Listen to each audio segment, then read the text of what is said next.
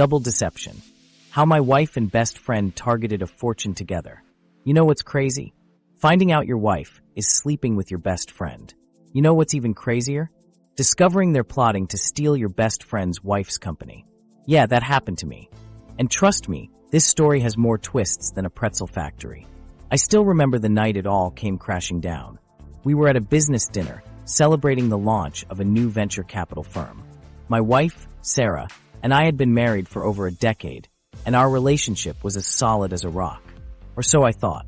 My best friend, John, and his wife, Emily, were the dynamic duo of our social circle. We always made it a point to include them in our most intimate gatherings. As we raised our glasses in a toast, I noticed Sarah subtly excusing herself to the bathroom. I attributed it to a normal women's issue and didn't give it a second thought. But when she returned, something seemed off. Her demeanor had shifted, and I sensed an unease surrounding her. It wasn't until later, when the group dispersed to their respective hotel rooms, that I stumbled upon the truth. I saw them sneaking around in the hallway, trying to keep a low profile. My mind racing with uneasy thoughts, I couldn't help but feel a chill run down my spine. The truth hit me like a ton of bricks.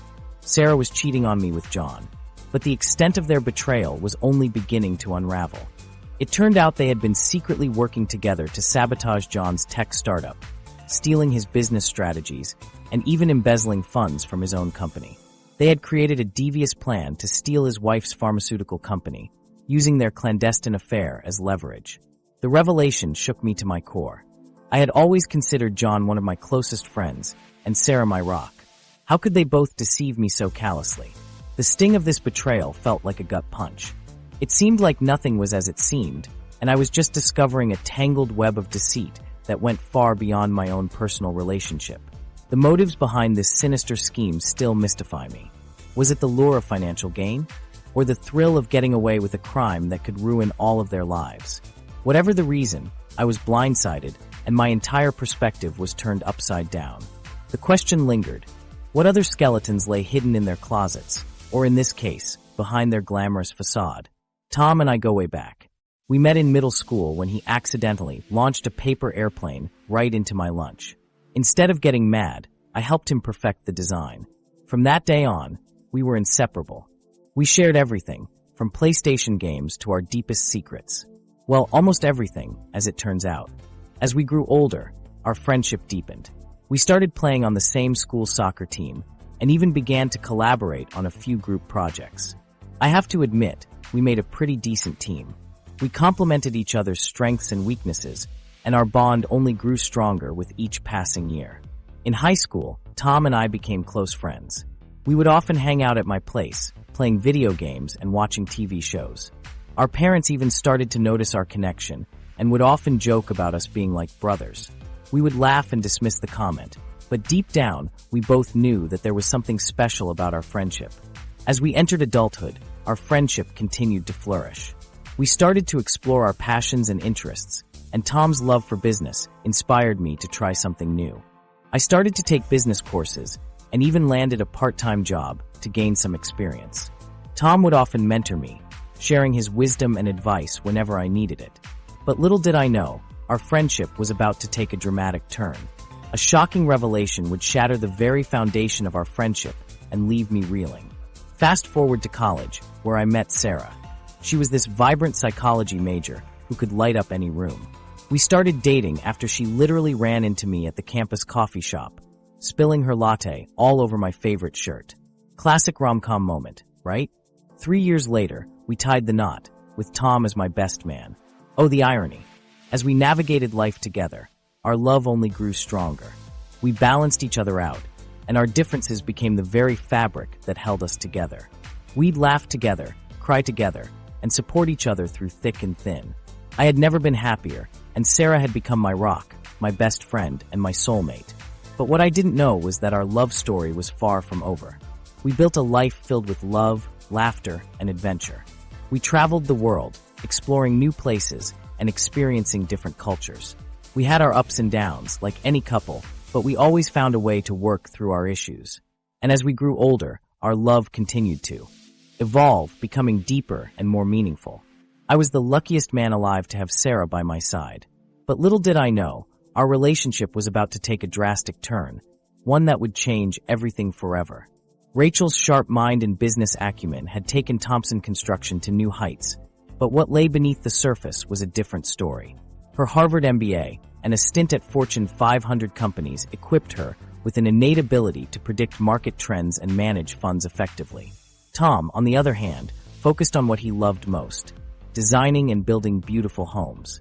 The contrast between Tom and Rachel was not just a reflection of their distinct talents, but also a testament to the evolution of their relationship. Tom started the company in his garage with big dreams, but it was Rachel who expertly navigated the complexities of running a business. While Tom was content with producing excellent work, Rachel was driving the strategy, ensuring Thompson Construction's rapid growth and success. The partnership between Tom and Rachel was a finely tuned machine, but the dynamics of their relationship had shifted. Rachel was not just a business partner. She had become the driving force behind Thompson Construction's empire-building endeavors. Her plans, carefully crafted and calculated, positioned the company for unparalleled success. Little did Tom realize that his wife's machinations also involved an ulterior motive, one that would change everything forever. It started with small things that I brushed off as pre-holiday stress. But in hindsight, it was more like an unraveling thread on a sweater. Sarah seemed distant, always on her phone, and pretending to focus on whatever laptop screen in front of her. I thought she was just overwhelmed with work, but now I realized she was planning something. It wasn't like her to be so secretive, and that's what really got my attention. One day, I saw her enter a luxury department store I had never seen her in before. I think it was Harry Rosen. She slipped in and out pretty quickly, but I caught a glimpse of her buying something in that 6 a.m. gym class schedule I mentioned earlier. Now, the smell of expensive perfume started to linger in the apartment, replacing her usual Estée Lauder. The day she returned home smelling so different, I thought it was just a new perfume sample from a coworker, but it wasn't. It was Tom. As I dug deeper, I discovered something even more disturbing. The pair started canceling our weekly basketball games, citing work-related commitments. That was suspicious in itself, since we'd all vowed to prioritize those games. Tom claimed he was working late, and Sarah produced some elaborate lies about software updates and important client meetings. Little did I know at the time, they were just good alibis. And then there was the nighttime stroll past Tom's office. One late evening, I drove by and noticed it was pitch black. Not a single light on, no security guards in sight, and no signs of life, anywhere. That was the moment I realized Tom was lying to me. We were just pawns in a much larger game. That's when the plot thickened, and I had to do some real digging to uncover more of their sinister plan. Sarah's phone synced to our shared iPad, and there they were, hundreds of messages between her and Tom. They weren't just having an affair. They were planning to take control of Rachel's company through some legal loophole. Real classy, right? It was a stupid mistake on their part, one that they probably thought wouldn't come to light. But the truth is, the technology age has a way of catching up with you. And this time, it was our advantage. We sat on the couch, staring at the iPad in silence, the implications of what we were reading sinking in. Rachel was more than just a business partner. She was a friend. We'd built our company from the ground up together, with trust and respect being the foundation. And now, it seemed that trust had been turned upside down. The conversations about finance and investments took on a different tone once you knew the truth. In hindsight, maybe we shouldn't have trusted her with the login credentials for some of our more sensitive accounts. But, at the time, it seemed like the simpler option. It also looked like a naive mistake given what we'd recently discovered. Slander and deceit wrapped up in a nice, neat bow. No one likes being the last to know. The tension in the room grew thick with each passing moment. We couldn't just sit there and do nothing. Even considering confronting them felt like a drastic and rash move. But what choice did we have? I did what any rational person would do. I documented everything. Screenshots, recordings, timestamps. It was all there, a meticulous record of every suspicious moment, every cryptic conversation, every missed phone call. But here's where it gets interesting. I reached out to Rachel. Turns out, she had suspicions too. We became this unlikely detective duo, gathering evidence like we were starring in our own episode of CSI. Our investigations took us down a rabbit hole of deceit, lies, and half-truths. With each new discovery, our theories about the situation began to take shape. It wasn't just a simple case of a wife's infidelity. It was a sinister plot that involved our business partner's firm. We knew we had to tread carefully, lest we alert the perpetrators to our suspicions. But we couldn't shake off the feeling that time was running out. As we dug deeper, we uncovered more and more evidence pointing to a shocking truth. It seemed that my wife's illicit affair with my best mate was just the tip of the iceberg. An intricate scheme to sabotage our business partner's firm was unfolding before our eyes, and we were the only ones who knew about it. We couldn't reveal our findings just yet, not until we had hard evidence. So we continued to gather intel, documenting every step of the way. It was like we were in a real-life spy thriller. Our investigation led us to some surprising places, and ultimately, to a conclusion that would change everything. Rachel walked into the hotel room with confidence, the scent of polished leather and new capital sinking into her skin like a soft blanket. Private investigator Jack Harris and Rachel's company lawyer, Michael Lee, looked up from their stoic faces, witnessing her intensity. "Good morning, Tom," Rachel began. "I hope you're ready for this discussion." Tom, still nursing a cup of lukewarm coffee, glanced at Sarah before settling his gaze back on Rachel. "Since when did you decide to involve yourself in our business meetings?" Rachel took a seat, carefully positioning herself to monitor both men's reactions. Sarah seized the opportunity to take over the conversation. "I think there's been a miscommunication, Rachel." Rachel raised an eyebrow, silently demanding of Sarah, "Do explain." Rachel's mannerisms dripped with restraint, not unlike the cord that held together Rachel's well-wrapped, icy demeanor. The door creaked, alerting everyone to the hotel staff's presence. They began tidying up the room. Jack Harris quietly observed Tom's every move while Rachel diligently listened to Sarah's deceitful claims. The reality was stark. The carefully coordinated meeting had turned out to be clandestine. Rachel wasn't naive. She sensed the underlying tension amidst her team. Sarah and Tom thought they could pull it off. They thought they could cheat Rachel out of her company and leave me with nothing. But they miscalculated. They underestimated karma.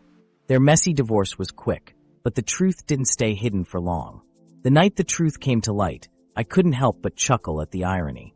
Rachel and I had been business partners for over a decade, and I knew her as well as I knew myself. But Tom, her husband, and Sarah, her close friend and accomplice, had no idea who they were dealing with.